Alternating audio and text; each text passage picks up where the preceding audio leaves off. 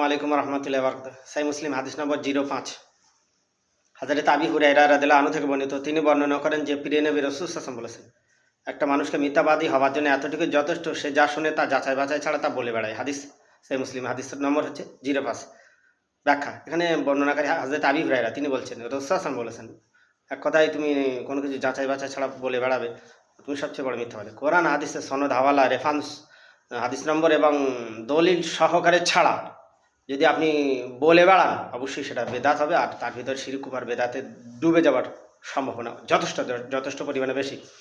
ওই জন্য অবশ্যই সতর্কতা অবলম্বন করতে হবে। রাসূল সাল্লাল্লাহু আলাইহি ওয়াসাল্লাম যদি কেউ কোনো কথা বলে আর আমার নামে মিথ্যার দোষ চাপালো, যা কোরআন হাদিসে নাই, অথচ রাসূল সাল্লাল্লাহু আলাইহি ওয়াসাল্লামের নামে চাপিয়ে দিল, তার ঠিকানা জাহান্নামী হবে।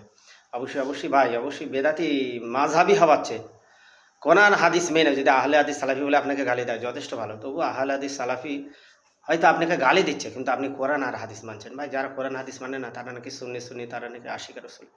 দুধ কা দুধ, পানি কা পানি বোঝা যাবে। অবশ্যই যারা এখন করে বেড়াচ্ছেন, ভাই কোরআন আর হাদিস, কোরআন সুন্নাহ, কোরআন হাদিস ফলো করা লাগবে, এই অনুযায়ী চলা লাগবে। এর ভিতরে এনাফ সব আছে।